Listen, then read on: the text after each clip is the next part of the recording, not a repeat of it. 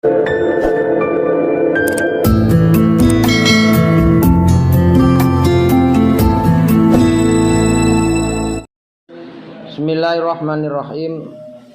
Al-qaidatus saniyah fil aghlabiyah. Jadi dalam kesempatan ini kita akan membahas tentang kaidah yang kedua dalam kaidah aghlabiyah, ya. Yaitu idastama'a al-halal wal haram ghulibal haram. Ya, ketika terjadi perkumpulan antara barang yang halal dan barang yang haram, maka yang dimenangkan adalah haram. Diambil dari hadis mastama'a al halal wal haram illa ghulibal haram. Ya, sama. Jadi intinya sama. Ketika ada perkumpulan antara halal dan haram, maka yang dimenangkan adalah haram. Wal hilu wal haramu haitsu istama'a fa ghulibal haramu mahma waqa'a. Halal dan haram ketika nanti bercampur, maka yang akan dimenangkan adalah haram. Tentunya dalam kaidah ini menyimpan beberapa mustasnayat, menyimpan beberapa pengecualian, sehingga tidak bisa dikatakan atau dihukumi haram, tetapi dia justru dihukumi sebaliknya, yaitu halal dan bisa dikonsumsi.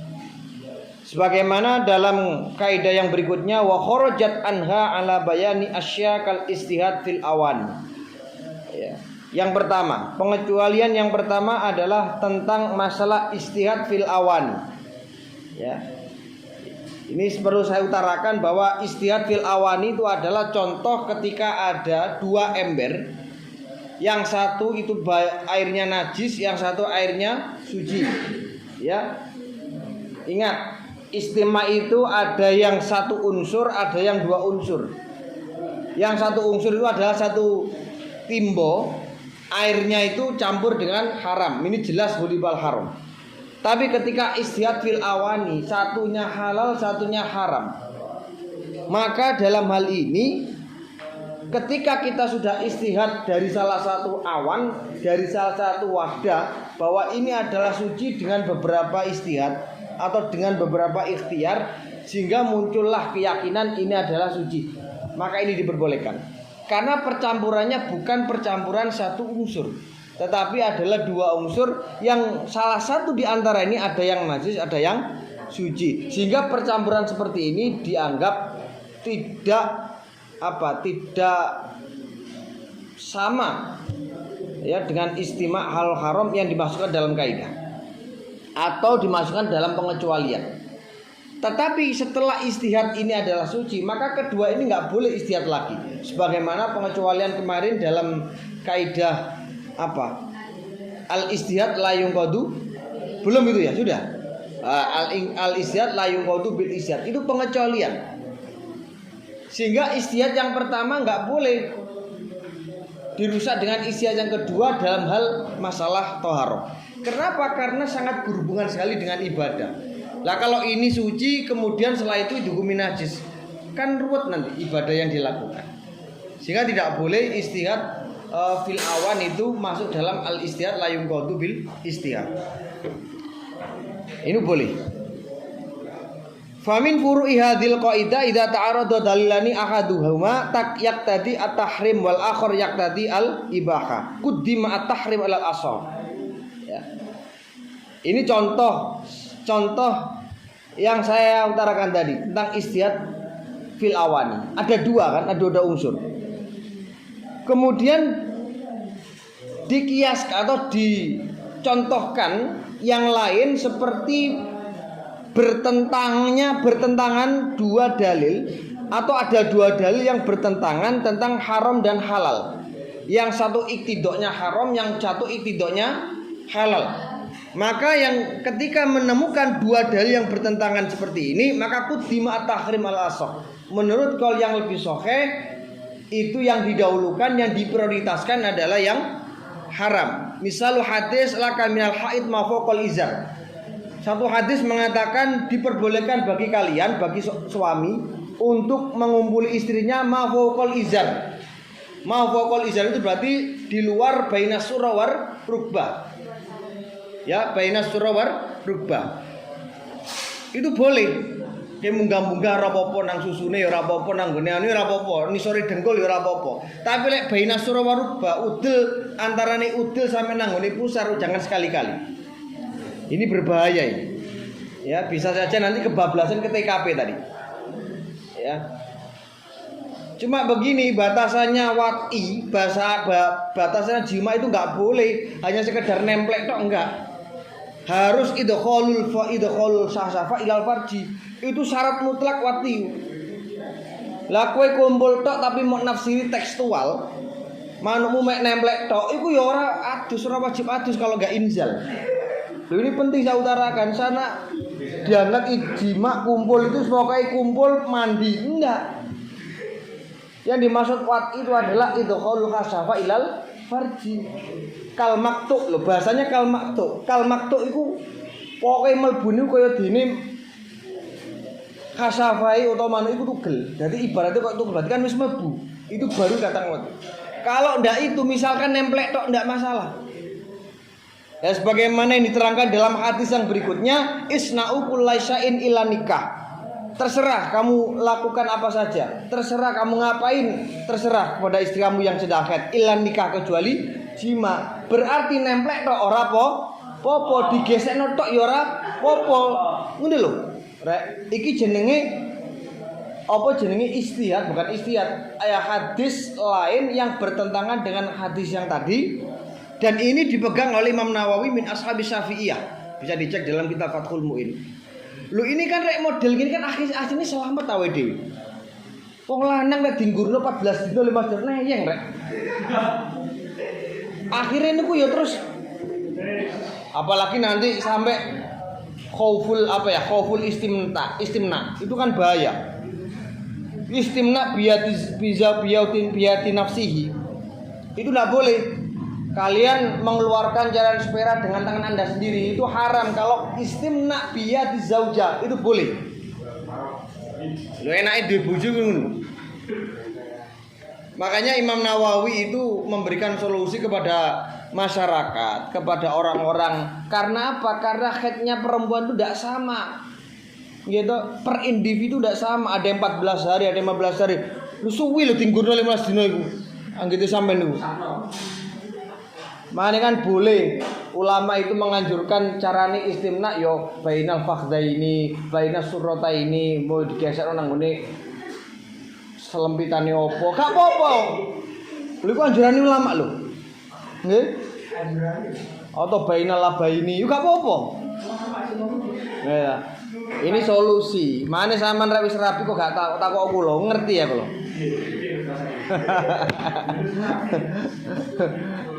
Lu kalau ngaji Fathul Inzar Fathul Uwir ku setahunan rek.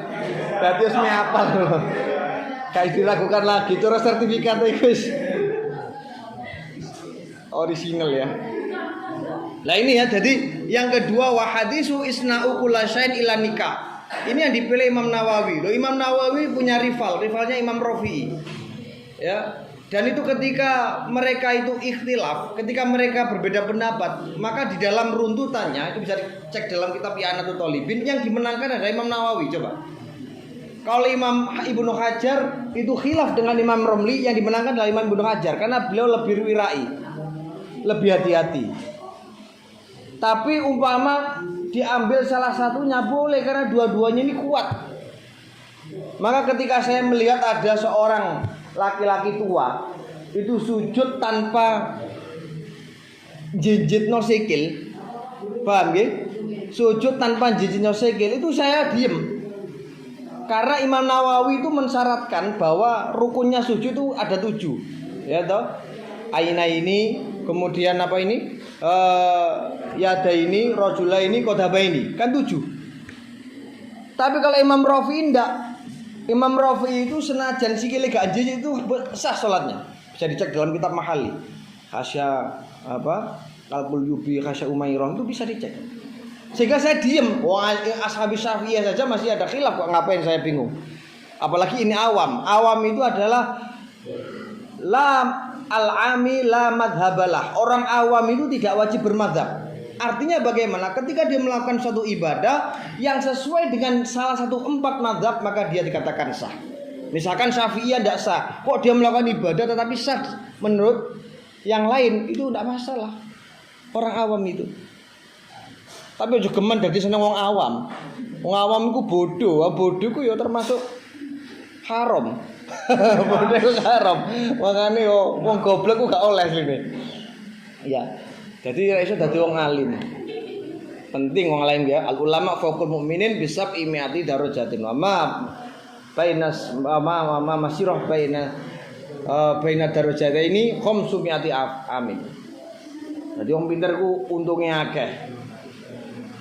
Pun nggih, dadi rene dua dalil yang bertentangan itu yang dimenangkan adalah yang haram ikhtiyaton. Ini dalam kaidah fikih. Kalau disiplin ilmu fikih beda lagi. Kaidah itu cuma memberikan satu undang-undang seperti yang nanti akan saya sampaikan. Wa fi siyab bal wa fil mansud min khuzin wa ghairi ala ma qad dzukir. Tentang masalah baju yang di situ ada bahan dari sutra. Nah, itu kalau dalam kaidah itu tidak masalah. Jadi pakaian yang di situ ada bahan terbuat dari sutra itu boleh. Tetapi dalam disiplin ilmu fikih itu ada hadnya, ada batasannya. Kowe lek lebih sangka separuh berarti haram. Itu maksudnya, lebih terperinci. Makanya namanya qawaid itu undang-undangnya. Lah untuk masalah ukurannya nanti tugasnya fikih. Yang bahas. Tapi yang penting belajar kaidah fikih itu penting. Fal awal yaqtadi tahrima baina surah wa rukbah wa sani yaqtadi ibahatama adal wati fayurjau at-tahrim ikhtiyatun. Jadi kuliah itu tidak hanya sekedar sampean itu pemenuhan SKS tapi bener-bener ngaji. Jadi sampeyan nek wis rabi iku ngerti. Umpamane bojone pas dinikah kok lampu merah. Ya melok ae hadise yang dipilih Imam Nawawi, ora apa-apa utek-utek baina surah wa rukbah, sing penting gak masuk ngene lho, rek. Dadi duwe dasar. Ngoten lho, nggih.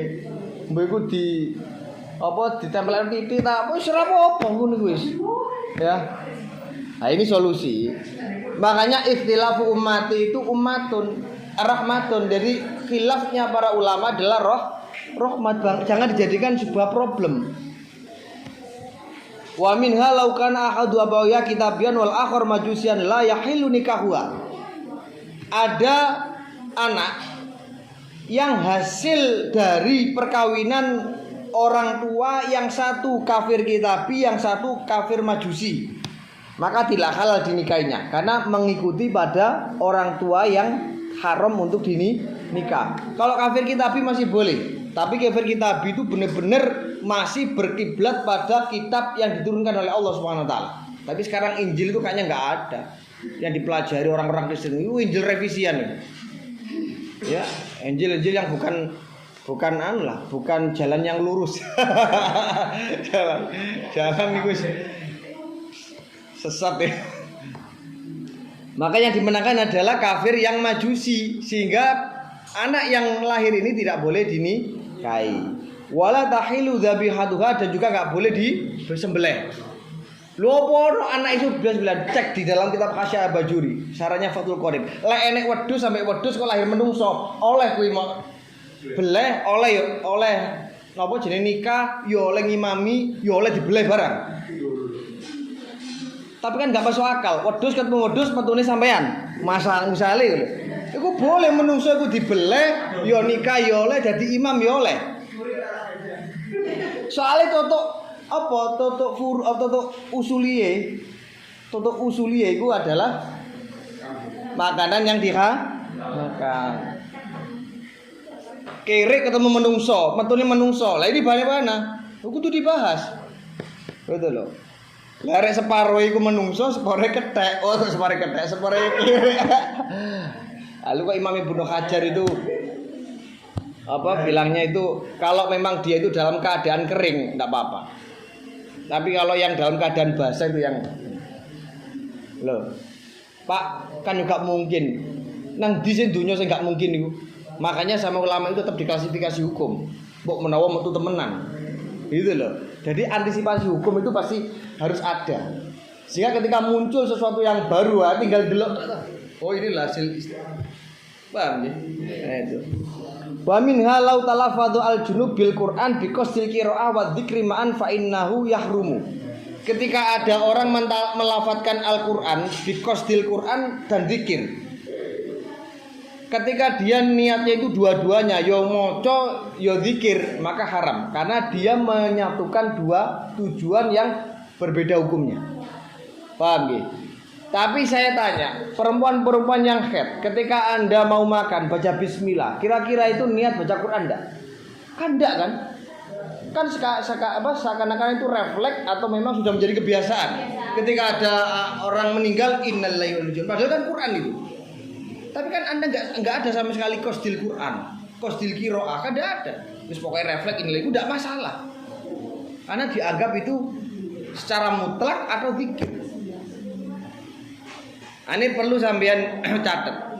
Orang yang bermakmum dengan imam yang waktu sholat salah, Anda mengingatkan subhanallah. Bagi orang alim, kalau niatnya hanya menegur dia salah, maka batal sholat. Caranya harus dibarengi dengan zikir. Itu bisa dicek dalam kitab Hasyi Al-Bajuri. Tapi orang awam, wong awam lho nggih, Mas yo dhek iku negur tok niate ndak masalah. Nah, ini perlu dibedakan. Ya, mari dadi wong goblok ora patek untung. Wis. Ganjarane ora patek akeh, ngene ya ora ngerti soalé. Ane dari goblok kok jadi popok. Ya. Wis. Goblok kok haram. Kemudian pengecualian lagi walau romalito irin faqwa bil ardi majruhan famata musri'a. Tadi yang disampaikan tadi tentang masalah burung ya, burung yang ditembak. Ketika ada hayawan ghairul makdur, ada ya hayawan yang makdur, ada hayawan ghairul makdur. Ghairul makdur itu gak dijinakno rek. Rek makdur itu bisa. Kayak sama ketika sembelihan itu ya, sembelihan. Kambing itu kan juga gampang cekelan itu. Sapi sing klenuk kan juga gampang cekelan. Itu makdur. Tapi kalau yang guril makdur koyok manuk kan gak mungkin toh manuk iso dicekel ae nduk. Kan gak mungkin toh mesti melayu. Atau seperti kidang itu kan dia lari, itu liar. Maka ketika ada hayawan yang ghairul makdur, maka dia boleh disembelih di tempat manapun. Pokoknya ditembak mati. Maca bismillah tembak der mati gak apa-apa walaupun bukan tempat mudzakale. Bukan sesuatu yang wajib untuk disembelih. Pokoknya dia mati karena ghairul makdur. Lah, ketika ada burung ditembak des, dia itu jatuh.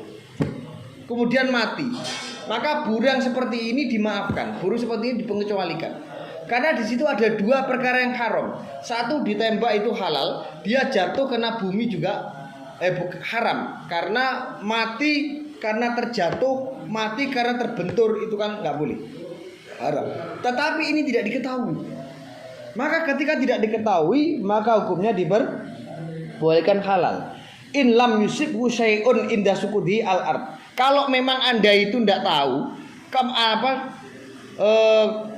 penyebab kematiannya itu tidak tahu, kalau dia terjatuh terbentur maka tidak masalah. Ada qaidnya. In lam yusibhu syai'un inda sukudi al ard. Kalau memang di situ benar-benar jatuhnya tidak karena terbentur atau kita nggak tahu, itu hukumnya halal. Lo enak kan Islam itu, ngarani Islam angel abot. Bathukmu ngono sing abot iku. Yo sing angel ku kowe dhewe.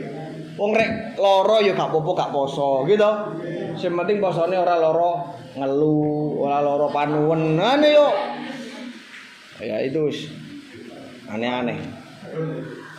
Kemudian fa innahu khillun walau amalaman aksaru mali haramun liwahanin.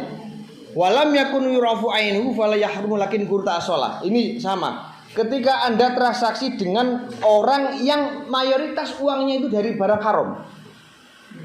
Wong iku ya judi, ya togelan, tapi ya dodolan rujak barang. Kan artinya harta itu gak seluruhnya haram. Maka dalam hal ini ulama masih memberikan memberikan kelonggaran.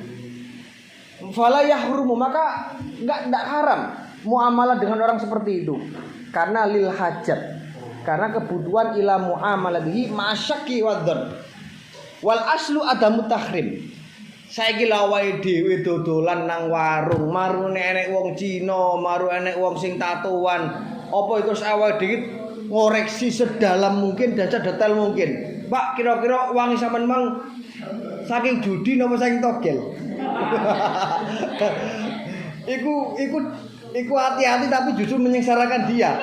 Wes Pak, gak tuku nang warung murah paten. Tak tuku nang ngene warung liyane. Ini sebenarnya kesalahan.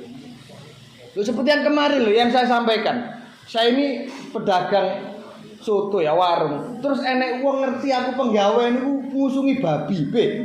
Terus apa sampean, Pak, sampean gak weso ping 7. Terus gak mau campuri tanah. Najis kabeh Pak barangku. Gak oleh sampean, gak oleh tuku wonge. Apa gak gegeran tambahan? Lah warung kone cangkem mingkem kowe nyocot ta ya. Podo-podo Islame lho.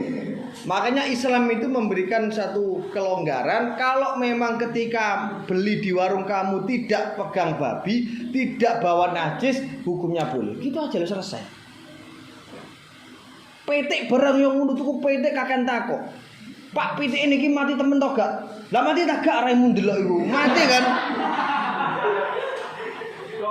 Maksud keluarku mati niki mudzakkah syariah pun ndak, dibeles secara syar'i ndak. Yo karo Pak aku itu kok kono. Mlayu nang kono takok meneh. Ora ro aku yo oleh kono. Lah gak badhok temen kowe. Nek model ngono kuwi. Maka jangan terlalu mendetailkan sesuatu. Itu akan bisa menyengsarakan kamu ya. Yes. Enek panganan ya, misalkan gini. Sampeyan menemukan ambeng, tumpeng. Ngono kuwi didelok sik, tumpeng iki manggone nang nggoe mayoritas Islam apa ora? Rek mang mayoritas Islam ora usah takok, wis panganan enggak apa-apa. Tapi rek tumpeng iki nang nggone mayoritas orang Hindu nang Bali kono, ya aja mbok pangan. Gitu. Itu tok ukurane. Mayoritas wong Islam apa wong kafir? Wong kafir ya aja dipangan. Rek mayoritas wong Islam ya ora apa-apa. Ngoten lho. Maksude, nggih. Pun walam yakun yurafu ainuhu fala yahrum, tapi syaratnya yang kalian terima uang dari orang tadi benar-benar tidak tahu kamu. Tapi lek ngerti mari gawe judi, sampean gawe kok awakmu iku beda. Mari judi, mari otok, duweke sampean tukok duwe ditukok nang ngene sampean, iku baru yakin kalau itu adalah barang haram. Ngoten lho maksudnya. Nggih, fala walam yu'rafu ainuhu, dan tidak mengetahui ainunya. Itu haram apa halal. Tapi lakin kuruhu ta'asola, transaksi dengan orang seperti itu hukumnya adalah makruh. Makruh itu ada dua, ada makruh tanzih, ada makruh tahrim. Kalau makruh tanzih itu tidak berpengaruh apa-apa, tapi kalau makruh tahrim itu iktidoknya pada hukum haram dan dosa. Contohnya kue sholat sunnah sing sababul mutaakhir lho dawa iki terus sunah iku ana sababul mutaakhir ya sababul mutaqaddim. Sampeyan mari salat subuh dadak salat hajat iku jenenge makruh tahrim. Salat hajat itu sababul mutaakhir. Kalau salat sababul mutaqaddim itu gak apa-apa di segala tempat karena sebabnya dia salat itu berada di sebelum salat. Contoh, sampean sholat kodok, berarti kan penyebabnya sadurunge sampean meninggalkan sholat. Kemudian ada lagi sholat jenazah, itu kan sholat karena ada sebelumnya orang meninggal, namanya sholat sababul mutaakhir, sababul mutaqaddim. Koyok sholat grono, sadurunge sholat kuwi apa? Grono berarti sebabnya dhisik. Lek sababul mutaakhir iku koyok istikharah, hajat, itu kan di akhir kan setelah sholat hasilnya. Maka tidak boleh itu dilakukan ba'da subuh wa ba'dal asar. Itu makruh tahrim. Ya. Wis ngerti didik lah, walaupun gak mondok ya ngerti lah. Ngono ku. Ngene kula niku sakjane ku diarani kuliah diarani ngaji ya ngaji. Nggih. Wong sing diulang ya kitabe. Wa qad ra'a tahrimahu Al-Ghazali wa huwa min al-ahwati fil maqali. Lah ini, kalau pendapatnya Imam Ghazali kuwi diarani haram rek. Nggih, sampean ro sing transaksi iku wong duweke akeh sing haram. Maka jari Imam Ghazali haram rek. Kenapa? Wa huwa minal ahwat, untuk diperhati-hati. Kadzalika al akhdhu minas sultan in fi aidhi al haram yaghlib fasabin. Begitu. Iki medeni. Imam Ghazali. Begitu juga menerima uang dari pemerintah. Ayo. Sing jelas-jelas itu tutup barang haram. Itu haram. Tapi kalau saya baca di sini fayahrumu al akhdhu in ulima annahu min wajhin haramin wa illa kuriha. Sampean nerimo barang untuk pemerintah. Pemerintah kan campur, yo halal mus pajake komer, pajake miras, pajake macam-macam misalnya. Satu sisi, kemudian sampean menerima. Kalau tahu itu yang kamu terima adalah dari barang yang haram, maka nggak boleh nerima. Tapi kalau nggak tahu, makruh. Orang yang dibantah kuwi. Iya. Lah terus bagaimana gajine PNS? Yo pikiran dhewe. Iku teko pemerintah tenan lho kowe. Ayo dah. Secara fikih enggak apa-apa. Karena Imam Ghazali ini kan pandangannya lebih banyak ke tasawuf. Iya kan? Imam Ghazali itu luar biasa. 500 tahun belum lahir, beliau itu sudah dihadirkan rohnya pada Nabi Musa. Bisa cek dalam kitab Tafriqul Khatir. Fi Manaqib Syekh Abdul Qadir Al-Jailani. Biyen niku tahu Kanjeng Nabi niku mamerno ten gini Nabi Musa bahwa sebagian umatnya itu ada yang mengalahkan, mengungguli nabinya Bani Israel. Nabi Musa itu nabi paling keren kok. Nggih, satu-satunya nabi yang wani ngaplok malaikat Israel Nabi Musa itu. Sampai ucul mripate. Itu bener. Jadi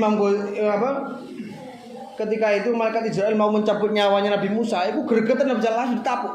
Dikap langsung ucul mripate. Oh, macam-macam dari Musa. Malaikat Israel rawani nggih. Nabi paling keren nih. Nabi Musa itu ketika meninggal, itu yang dicari pertama kali Nabi Adam. Dilabrak Nabi Adam. Mbah jenengan iki sing garai perkara kabeh. Gara-gara jenengan mangan bawulti. Kula kabeh sak nabi-nabi urip nang donya. Piye yo ndek utang, yo ndek kreditan, yo anu macam-macam masalah. Coba biyen jenengan gak anu urip nang swarga. Nabi Adam ku yo rileks, jawaban iku yo tenang. Cek enake ngelola aku. Lah aku iki 40 tahun sadurunge diciptakno. Gusti Allah wis duwe plan, duwe skenario. Duwe planning ini jailun fil ardi khalifah. Lho Gusti Allah dawuh ngono lho, aku 40 tahun baru diciptakno. Jadi Gusti Allah sampun dawuh ini jailun fil ardi khalifah, itu disampaikan ketika rapat internal dengan malaikat 40 tahun sebelum Nabi Adam diciptakan. Kok nyalano aku cek enak, salahno pangeran ku ya. Nabi Musa ya skala deh. Jadi ketika meninggal itu ya dilabrak dicek Nabi Adam. Golek Nabi Adam. Ngono ku yo ono ondel ngono ku yo ono. Ya. Nabi Musa itu pancen hebat kan. Ya. Hebat. Nah, saat waktu itu Nabi Musa itu merasa agak jengkel. Muhammad coba suruh sini orangnya. Ya, saya pengen tahu umatmu yang kamu sampaikan tadi. Waktu itu yang dihadirkan adalah ruhnya Imam Ghazali 500 tahun sebelum beliau lahir. Itu didatangkan. Ditakoi itu bisa dicek dalam kitab Dadir Miraj, ya, kitab yang menerangkan tentang Isra wal Miraj. Ditanya, "Lek, Cong, jenengmu sapa?" Imam Ghazali yo jawab Muhammad Al-Ghazali. Nabi Musa iku gregetan. Sing nakoki mbahmu bueku sapa, Cung? Aku takok jenengmu tok, ora takok mbahmu. Gak penting takok mbahmu. Imam Ghazali ku jawab, "Ngapunten kan Mbah Nabi Musa. Jenengan rumen nanti ditanggati pangeran ma yaminuka Musa. Apa yang ada di tangan kananmu?" Nabi Musa kan jawab, "Ten asta kula niki tongkat Gusti, tongkat niki nanti kula kepur ngoten ngene laut saged misah kula damel jalan, kula damel melampah ngindari kejaran Firaun marunu tongkat iki nggih nate kula pentungaken ten ngene tanah Kula tutukno tanah dadi ula gedhe mangani ulane tukang-tukang sihir. Lah napa sing takok kenane mayaminuka. Jenengan takok tongkat lah ya wis beres lah napa jenengan terangaken. Wis kalah deh, sedekah wis kalah ya. Nah, singkat cerita itu ada yang mengatakan ketika bilang seperti itu Kanjeng Nabi itu mukul kepalanya Imam Ghazali itu. Bahasanya itu sing sopan le mbek bae. Ketika lahir itu ada bekas botak di tengah-tengah itu. Makanya di foto-foto kan banyak ya yang menggambarkan Imam Ghazali itu kan botak di tengah-tengah. Itu hasil tudukan Kanjeng Nabi 500 tahun sebelum beliau lahir.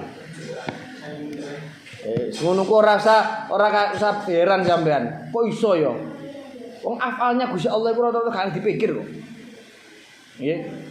Jadi Allah itu memang membuat orang seperti itu, enggak bisa menjangkau. Akal pikiran kita itu bisa menjangkau. Nggih. Pun wasyatu mahma biharamin tak talif wal hamuha wa darwa bil haili usif. Lagi gak mari-mari rek. Lagi kurang akeh aja nih. Tak waca terus saya gak buyar. Saya ingin selesaikan satu bait ini aja, satu nadam. Wasyatu mahma biharamin tak talif wal hamuha wa darwa bil haili usif. Ketika kasusnya kambing yang dikasih makan barang yang haram atau lele. Lele kan yo batang mau kekno, telek mau kekno itu. Terus kira-kira daging itu haram atau halal? Maka di sini katakan falahmuha wadharuha bil khilli. Maka dagingnya, susunya itu dunia halal. Ya, likhtilatihi bima ya karena bercampurnya haram dari daging dan susunya. Kaza idza mastuhlika al haram au qoroba al istihlak bima qatra'u. Lah ini juga sama. Ketika nanti sesuatu yang haram itu sudah istihlak, sesuatu yang haram itu sudah rusak, maka diperbolehkan. Contoh, lau muzija labanul mar'ah bima'in bihaitsu tahlaka fi lam yuhram. Ketika ada perempuan yang nyusoni anak dengan asinya, tapi asinya dicampuri bayi, maka di situ juga istihlak haramnya. Maka anak ini nggak bisa dijadikan mahram. Anak ini nggak bisa jadi mahram karena sudah dicampuri dengan sesuatu yang merusak asi tadi, yang bisa menjadikan mahram. Artinya haram itu haram di nikah itu maksudnya. Itu loh. Atau lau akala al muhrim syai'an qad istahlaka fihi atib fala hurmata wala fidyata. Ada orang yang berikhram atau dia sedang melaksanakan ikhram, itu memakan sesuatu yang di situ ada rasa atau ada bau yang wangi, tapi kewangiannya ini sudah istihlak, sudah rusak. Qad istahlaka fi atib.